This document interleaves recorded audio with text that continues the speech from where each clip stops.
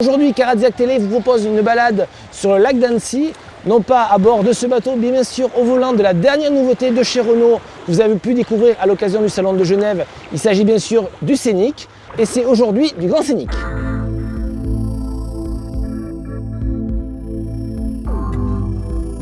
Jusqu'au lancement du C4 Picasso, le Renault Scénic était le leader incontesté du segment des monospaces compacts. Tout a changé et Renault a perdu la suprématie face à Citroën, donc le constructeur aux losanges se devait de réagir.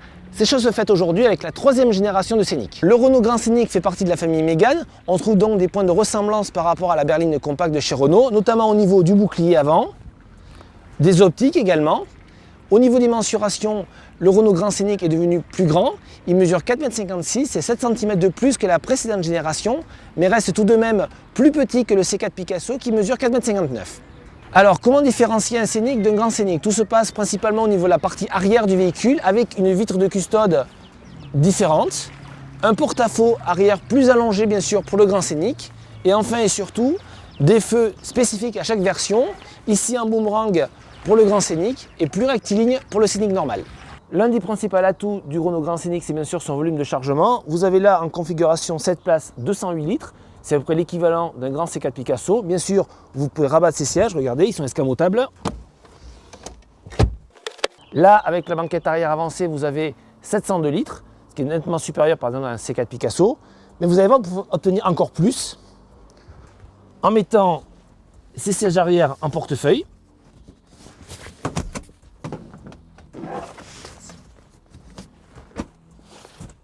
Si vous mettez tous ces sièges comme ça, vous obtenez plus de 1800 litres. Alors, la dernière solution, c'est bien sûr d'enlever ce siège. Alors, vous allez voir, voilà, vous avez un siège. Et là, vous en faites quoi? Ça, c'est la vraie question. Imaginez-vous quand vous allez faire vos courses, bon, ben, vous le posez là. Il faut forcément un lieu pour le stocker. Le Renault Grand Scénic est un véhicule 7 places, donc on va voir maintenant son habitabilité. Regardez, je suis au 3e rang. Et comme vous pouvez le constater, regarde, sans remonter le siège, la place arrière n'est pas vraiment exceptionnelle, au niveau notamment de l'espace aux genoux. C'est normal parce que c'est fait pour des personnes mesurant moins de 1,75 m. Moi, je suis plus de 1,80 m. Forcément, je suis un peu limité au niveau de l'espace, mais globalement, ça reste dans la moyenne de la catégorie. Pas de souci d'habitabilité au 2e rang du Scénic. En effet, on se rend compte qu'il y a l'espace aux genoux. Pas de problème également au niveau de la garde-toit. On découvre également des petites astuces comme ces rangements au dos des sièges avant. Regardez, ici, ici. Vous avez également là une tablette aviation. Donc le nouveau Grand Scénic conforte donc vraiment sa vocation familiale. Nous voici aux places avant du Renault Grand Scénic. Première constatation, une nette amélioration en matière de qualité perçue, que ce soit au niveau des matériaux ou de l'assemblage. Donc là, c'est vraiment une nette progression par rapport à l'ancienne génération de Renault Grand Scénic. On trouve également des standards de chez Renault, comme la console centrale à l'avant coulissante avec un rangement, mais également les commandes de GPS. Vous avez la carte d'accès main libre et de démarrage qui s'insère près du levier de vitesse. Mais les nouveautés sont bien sûr un nouveau bloc d'instrumentation, ici avec très lisible et très agréable à regarder, mais surtout une navigation totalement nouvelle qui est disponible aux environs de 500 €, qui a été fait en collaboration avec TomTom. Ça, c'est une première pour un constructeur automobile.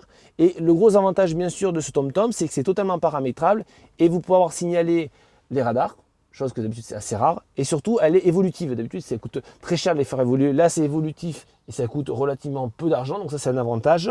Malgré tout, il y a bien sûr un petit inconvénient selon nous à tout cela, c'est que malgré les efforts qui ont été faits par Renault en matière de luminosité, le Renault Grand Scénic n'égale pas le C4 Picasso avec son pare-brise panoramique. Cela change beaucoup de choses au niveau, on va dire, de la vie à bord. Et ça reste, on va dire, un point faible du Renault Grand Scénic.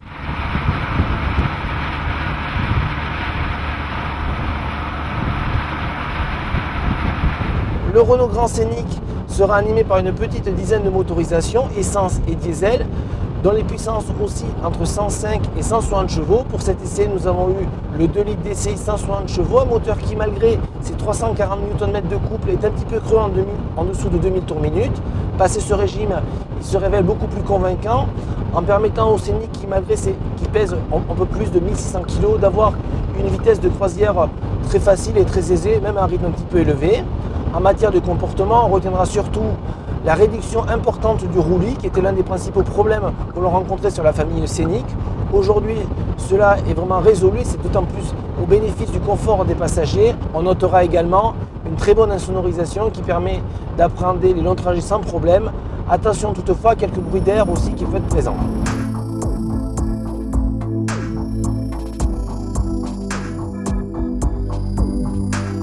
Alors que retenir de ce Renault Grand Scénic? Avant tout que celui-ci a nettement progressé en matière de comportement grâce à une diminution du roulis qui était l'un de ses principaux problèmes. On remarquera également une augmentation de la qualité perçue, que ce soit au niveau du choix des matériaux ou de l'assemblage. Il conserve certains atouts, dont notamment un volume de chargement exceptionnel et une bonne habitabilité. Malgré tout, tout n'est pas exceptionnel, tout n'est pas rose. Il y a également des défauts, notamment le recours à des sièges extractibles et non pas escamotables, chose que le C4 Picasso lui dispose, donc c'est plus facile sur le C4 Picasso. On notera également une vie à bord plus agréable à bord du monospace de Citroën grâce à son pare-brise panoramique. Le Renault Grand Scénic sera commercialisé en deux versions, 5 et 7 places, à partir de la fin du mois d'avril. Le Renault Scénic normal, entre guillemets, sera commercialisé au mois de juin. Ce Grand Scénic sera vendu donc à des prix qui oscillent entre 20 400 € et 32 900 €.